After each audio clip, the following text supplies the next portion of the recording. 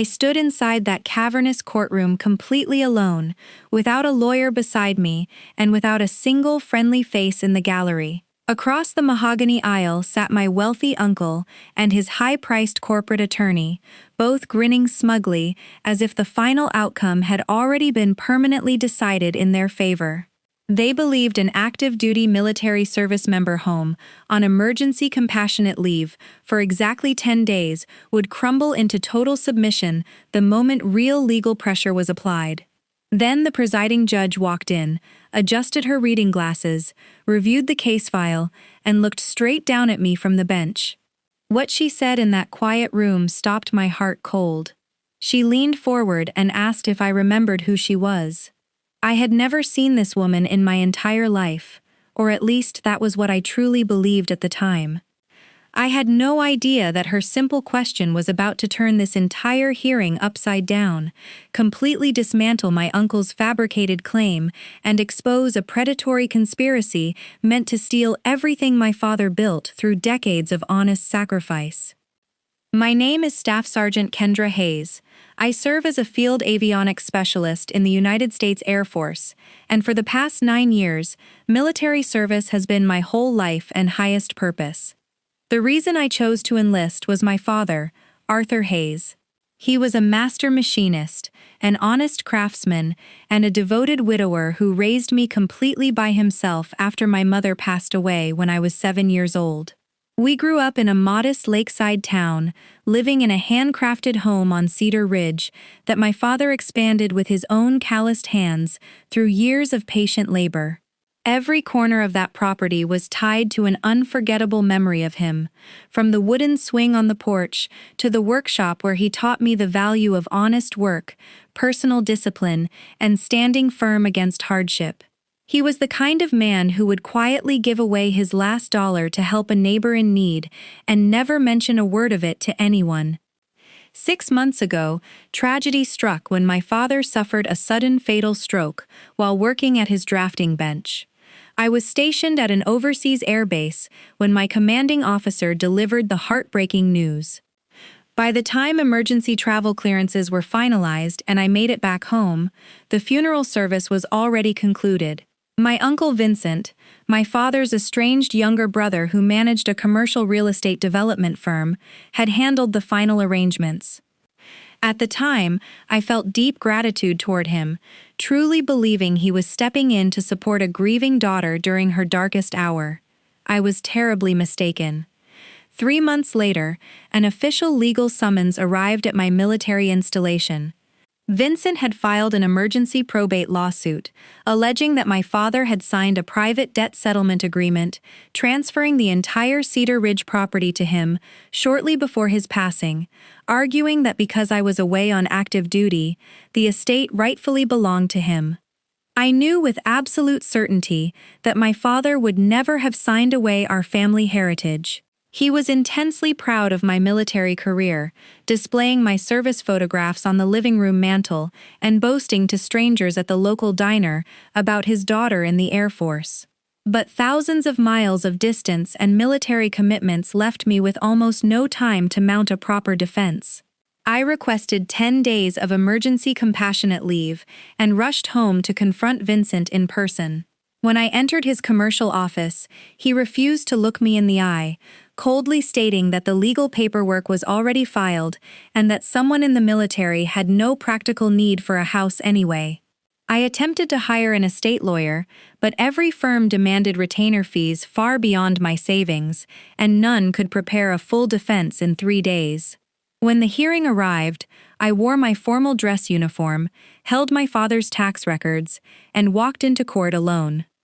The hearing commenced with Vincent's attorney delivering a polished, theatrical opening statement.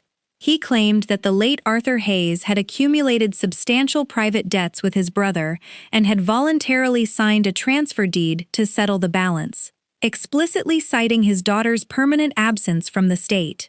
Hearing those blatant lies made my blood boil, but I held my military posture and remained perfectly still.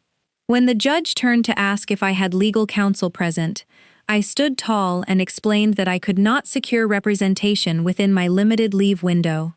Vincent's attorney let out a faint, dismissive chuckle that echoed across the room. But then Judge Victoria Sterling set the documents down, leaned over her bench, and studied my face with profound concentration before asking the question that stunned the courtroom. "You really do not remember me, do you, Kendra?" I shook my head, answering that I had never met Her Honor in my life. Judge Sterling looked out across the gallery and began recounting an evening from 16 years earlier. She explained that when she was a terrified 24-year-old single mother fleeing an abusive household with her toddler daughter during a blinding winter blizzard, her car engine died on a deserted road outside our town. Stranded in the freezing cold with no money, she managed to push the vehicle into a small machine shop, where a quiet craftsman named Arthur Hayes was working late into the night. Arthur did not just repair her alternator free of charge. He gave her daughter warm soup, let them rest safely in his heated office, and handed her $200 in cash so she could travel to her state bar examination the next morning. That desperate mother was Judge Sterling. The entire courtroom fell into dead silence as she looked down at me, noting that Arthur spoke endlessly with pride about his 7-year-old daughter throughout that long, stormy night, calling her his entire world. Judge Sterling immediately stated for the record that this personal history would not determine her judicial ruling, as justice required strict adherence to statutory law and verified evidence. However, knowing the integrity of Arthur Hayes, she refused to accept Vincent's photocopied agreement at face value. She ordered an immediate forensic examination of the transfer deed, subpoenaed the notary who allegedly witnessed the signature, and placed a temporary freeze on the estate, instructing both parties to return in 4 days. During that brief recess, I investigated every single aspect of my father's legal affairs. I visited his primary bank branch, consulted his lifelong estate attorney, and uncovered the truth. 8 months before his passing, my father had established an official revocable living trust that explicitly named me as the sole beneficiary and executor of the entire Cedar Ridge property. Vincent had discovered the trust after the funeral and fabricated the deed agreement to steal the land before I returned home. When the hearing reconvened, the court-appointed forensic document examiner took the stand under oath. The expert testified that the signature on Vincent's transfer agreement was an electronic forgery traced from an old machinery receipt my father had signed years earlier. Furthermore, advanced chemical testing revealed that the ink on the document was less than 90 days old, proving beyond all doubt that it was manufactured months after my father had already passed away. The color drained entirely from Vincent's face, while his lawyer desperately attempted to withdraw the motion and claim complete ignorance of the fraudulent scheme. I stepped forward to the table and presented my father's authentic, notarized living trust documents, duly recorded with the county probate registry. The evidence was absolute and undeniable. Vincent had walked into that courtroom expecting to overpower an unrepresented soldier, only to find his criminal deceit completely exposed under the relentless light of forensic truth. Judge Sterling struck her wooden gavel with resounding authority that silenced the entire courtroom. She dismissed Vincent's claim with prejudice, affirming that the Cedar Ridge home and workshop belonged exclusively to me under the lawful terms of my father's estate trust. Furthermore, she referred Vincent directly to the county district attorney for immediate criminal prosecution on felony charges of forgery, perjury under oath, and attempted grand larceny. Vincent sat completely paralyzed as court bailiffs escorted him out of the room to face formal booking, his smug arrogance shattered into public disgrace. After the gallery cleared, Judge Sterling stepped down from the bench to speak with me privately. She told me that she ruled in my favor because the documentary evidence was undeniable, but added that a good man's quiet integrity has a way of outliving him, protecting his children long after he is gone from this world. I walked out of that courthouse into the bright morning sunlight, clutching the brass keys to my father's house firmly in my hand.